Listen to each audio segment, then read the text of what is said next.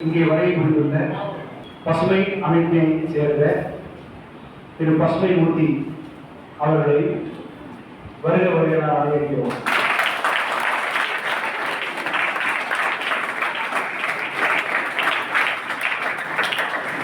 மேலும் பசுமை அமைப்பினை சேர்ந்த நண்பர்கள் குழுவினர் அனைவரையும் வருக வருக வரவேற்கிறோம். மற்றும் இந்த நிகழ்ச்சிக்கு ஒத்துழைப்பு நல்கும் அனைத்து ஆசிரியர் பெருமக்களுக்கும் மாணவர்களையும் வருக வருகெல்லாம் வாங்கி என்று வரலாறு கூறியிருக்கிறார்கள். அதுபோல நாம் அவர்கள் இங்கே நமக்கு நன்கொடையாக அளித்த அனைத்து செடி கொடிகள் மரங்களை வாராமல் பார்த்துக் கொள்வது நாம் கடமை என உணர்ந்து அனைவரும் வருக வருகிறார்கள். மரம் நட வேண்டும் என்று அவர் ஆணையிட்டுள்ளார். அதன் பேரில் நம்மளுடைய விழா நாயகன் பசுமை மூர்த்தி ஐயா அவர்கள் வருகை தந்துள்ளார். அவரை பற்றி சில கருத்துக்கள் முதலில் நாங்கள் பகிர்ந்து கொள்கிறோம். ஐயா அவர்கள் 1978ஆம் ஆண்டு ராமநாதபுரம் மாவட்டத்தில் பிறந்துள்ளார். அவருக்கு அவருடைய தாய் தந்தையிட்ட கட்டளை BBA படிக்கணும், மாணவர்களே நன்று கேட்க வேண்டும். அவரோட தாய் தந்தையோட ஆசை ஐயா அவர்கள் BBA படிக்க வேண்டும் என்று. ஆனால் ஐயாவுக்கு என்ன ஆசை என்றால் மரம் வளர்ப்பதுதான். அதற்காகவே தன்னுடைய வாழ்நாளையே அவர் செலவிடுகிறார். ஓகே, உங்களுடைய கலவரத்தை எழுப்புமாறு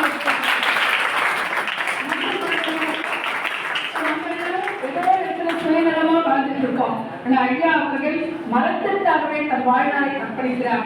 அவர் BBA அந்த படிப்பை முடித்துவிட்டு தன்னுடைய வாழ்க்கை பயணத்தை மரம் செடி கொடிகளின் மூலம் அவர் நண்பராக பழகிக்கொண்டு ஒரு வாழ்நாள் இன்று வரை 8 லட்சம் மரக்கன்றுகளை அவர் நட்டுள்ளார். மாணவர்களே, நம்ம தலைவர்கள்ல நம்மளுடைய ஆத்மாக்களின் தலைவர் மகாத்மா அவருக்கு கூட எதிரி இருக்கு. ஆனால் நம்ம முன்னாள் பாரத ஜனாதிபதி ஐயா அப்துல் கலாம் அவர்களுக்கு எதிரிகளே கிடையாது. இவருக்கு நம்ம விழா நாயகனுக்கு இட்ட பெயர் தான் பசுமை மூர்த்தி என்ற பெயர்.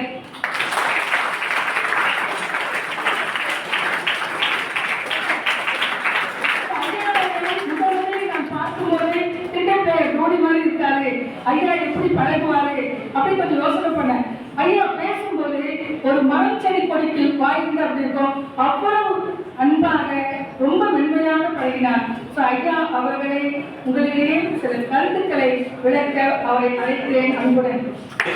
சென்னை மாவட்ட கல்வித்துறை அதிகாரி அவர்கள் மூலமாகவும் பசுமை படை ஒருங்கிணைப்பாளர் அவர்கள் மூலமாகவும் என்னை தமிழ்நாடு முழுவதும் தேர்ந்தெடுத்து ஒவ்வொரு பள்ளியிலும் 25 மரக்கன்றுகளை நட ஆணையிட்டார். அதன் மூலம் நான் என்னுடைய சேவைகளை செய்து கொண்டு வருகிறேன். அதன் தொடர்ச்சியாக இன்று நமது ராஜா முஸ்லியா பாய்ஸ் ஸ்கூலை தேர்வு பண்ணி இதை மரக்கன்றுகள் நட இங்கே நான் வந்துள்ளேன். ஒவ்வொருவரும் தன் வீட்டில் ஒரு மரத்தை வளர்க்க வேண்டும். மரம் தான் நம்மளுக்கு பெரிய ஆயுதம். மரம் இல்லை என்றால் நம் மனிதர்கள் யாருமே இல்லை. இந்த உலகத்தில் நம்ம யாருமே வாழவே முடியாது.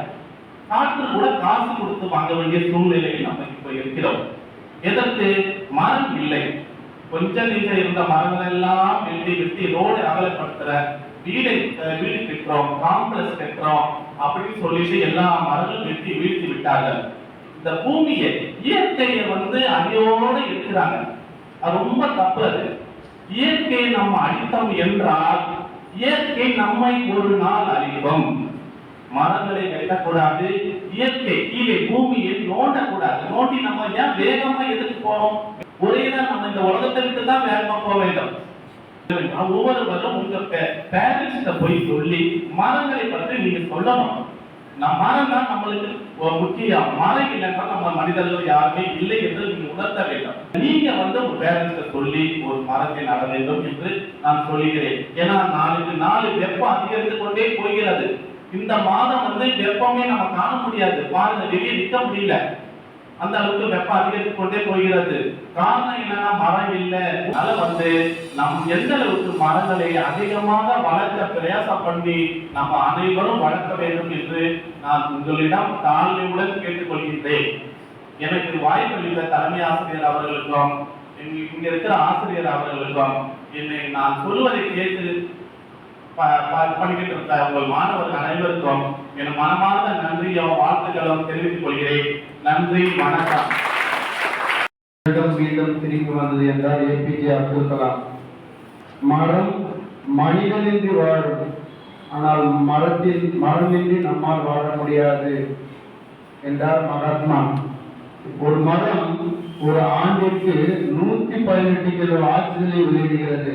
ஒரு ஏக்கரில் உள்ள மரங்களில் இருந்து ஒரு ஆண்டில் வெளிவரும் ஆக்சிஜன் 18 மனிதர்கள் தங்கள் வாழ்நாளில் சுவாசிக்கக்கூடிய அந்த ஆக்சிஜனை கொடுக்கிறது.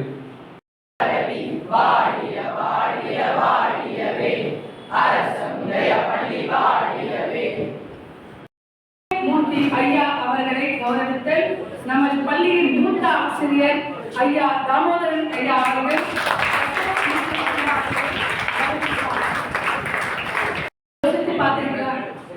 என்னன்னா, எதுக்காக சாலை ஓரத்துல மரங்கள் நடலாம்னு சொன்னா கார்பன் மோனாக்சைடு வெஹிக்கிள்ஸ் வெளியிடும் இல்லையா, அந்த புகை மூலமாக நமக்கு எந்த கேடும் நுரையீரலில் ஏற்படக்கூடாது என்பதற்காகவும் இந்த காது ஜவ்வு ரொம்ப மெல்லியது. ஒரு ஓங்கி ஒரு அரை அடிச்சா இந்த ஜவ்வானது கிழிந்து விடும். ஸோ அந்த ஜவ்வுக்கு இயற்கையிலேயே அது பேலன்ஸ் பண்ணுறதுக்கு எல்லா விதமான சவுண்ட் வருது இல்லையா, அதை தடுக்கிறதுக்கு சாலை ஓரங்களில் அந்நாளிலேயே நமது மன்னர் அசோகர் ஐயா அவர்கள் மரங்களை நட்டார். ஸோ மரம் வளர்ப்போம், இயற்கையை நாம் பார்ப்போம். தாயே தமிழை முதல் கண் வணக்கம் மற்றும் இங்கு கூடியுள்ள அனைவருக்கும் என் முதல் கண் வணக்கம். மரங்கள் நமது சிறந்த நண்பர். மரங்கள் ஆக்சிஜனை கொடுத்து நமக்கு உயிர் கொடுக்கிறது. மரங்கள் இல்லாமல் நம் உயிர் வாழ முடியாது. மரம் சொல்லும் ஒரு சிறிய கவிதை. உலக வெப்பம் என்னால் குறையும், என்னை ஊரெங்கும் விதைக்க உன்னால் முடியும். நீர் பாசனம் எனக்கு தேவை, நீ வாழவே எனக்கு சேவை. நிழல் தரும் என்னை வெட்டாதே, அனல் வெயிலில் நீயும் சாகாதே. வெறும் மரமாய் என்னை நினைக்காதே, வெறும் மரமாய் இருக்கிறேன் மறக்காதே, பெரும் மரமாய் இருக்கிறேன் மறக்காதே. ஒரு மரம் வளர்ப்போம், அடுத்து வரும் தலைமுறையை ஆரோக்கியமாக சேர்த்து வைப்போம். நன்றி, வணக்கம். மரக்கன்றுகளை நடுவார்கள். விதைகளை சேகரித்து மண்ணில் ஊற்றுவதிலிருந்து அது மரக்கன்றாக வளர்ந்து மரமாகும் வரை மாணவர்கள் பாதுகாப்பான முறையில் வளர்ப்பதால் அந்த மாணவர்களுக்கு மரங்களை வளர்ப்பதோடு விடுவதோடு மட்டுமல்லாமல் மற்ற மாணவர்களுக்கும் குழந்தைகளுக்கும் மரங்களை வெட்டக்கூடாது என்று உரையாற்றுகிறார்கள். தந்தையாகிறேன், சூழல் வருவதற்கு நிழல் தந்தை தாயாகிறேன், மனிதனின் சிந்தைக்கு என்னும் சிகரமாகிறேன். நன்றி, வணக்கம். மரத்தின் முக்கியத்துவத்தை பற்றி யோசிப்பதற்காக நமக்கு ஒரு நல்ல வாய்ப்பு தரப்பட்டிருக்கிறது. முக்கியமாக இந்த பசுமை இயக்கம். நம்முடைய பசுமை மூர்த்தி அவர்கள் ஏபிஜே அப்துல் கலாம் அவர்களிடமிருந்து பாராட்டை பெற்றிருக்கிறார் என்று சொன்னால் அது மிகையாகாது. ஏனென்றால் நம்முடைய ஏபிஜே அப்துல் கலாம் அவர்கள் இயற்கையோடு இணைந்த வாழ்ந்தவர்கள். அவர் போடுகிற ட்ரெஸ் கூட நீங்க அமல வேற ட்ரெஸ் போடுறோம், அழகா நம்ம கமலக்கன் சார் போட்ட மாதிரி ப்ளூ கலர்ல இல்லையா, அந்த கலர்ல போடுவார். இயற்கையோடு இணைந்த ஒரு கலர் தான் விரும்புவார். எதற்கு என்றால் மாணவர்களே ஒன்று தெரிந்து கொள்ளுங்கள், இன்றைக்கு நான் வந்தவன் சொல்ல நீங்களா கொடுத்து வைத்தவர்கள். ஏனென்று சொன்னால் இன்று உங்கள் மனதிலே ஒரு விதை வைக்கப்படுகிறது.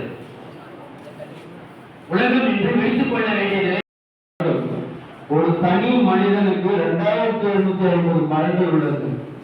அமெரிக்காவை எடுத்துக்கொண்டால் ஒரு தனி மனிதனுடைய அவனுக்கு மட்டும் கணக்கெடுத்துக் கொண்டால் 1750 மரங்கள். கனடா என்ற நாடு சிறப்பாக செழிப்பாக இருப்பதற்காக இதுதான். அது இந்தியாவுடைய கணக்கெடுப்பு ஸ்டாட்டிஸ்டிக்ஸ் எடுத்துனா ஒரு மனுஷனுக்கு 27 மரங்கள் தான் உள்ளது. இப்ப குறைஞ்சிருக்கும், இன்னும் குறைஞ்சிருக்கும். ஆக நாம் மரம் வளர்க்க வேண்டும்.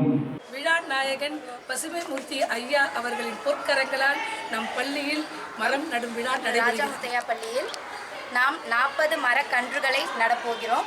வெறும் 40 மரக்கன்றுகள் மட்டுமல்ல, இது இருந்தால் தான் நம்மளால் சுவாசிக்கவே முடியும் இல்லையா? அதுக்கான தேவையை தான் நம்ம இன்னைக்கு விதைக்க போகிறோம்.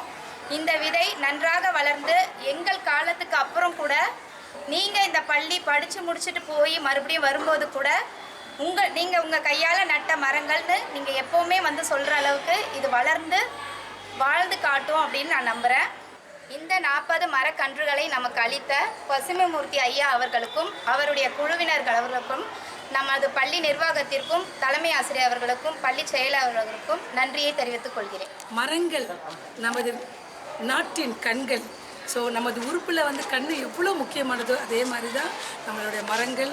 ஸோ ஒரு மரம் நன்றாக செழித்து வளர்கிறது என்றால் அதனுடைய வேரின் படி நமக்கு எல்லோருக்கும் தெரியும். ஸோ அது வேர் உறுதியாக இருந்தால்தான் மரம் பசுமையாக இருப்போம். ஆதலால் மாணவர்களே, மரம் வளர்ப்போம், இயற்கையை நாம் காப்போம். ஒவ்வொரு பூக்களுமே சொல்கிறது வாழ்வென்றால் போராடும் போர்க்களமே.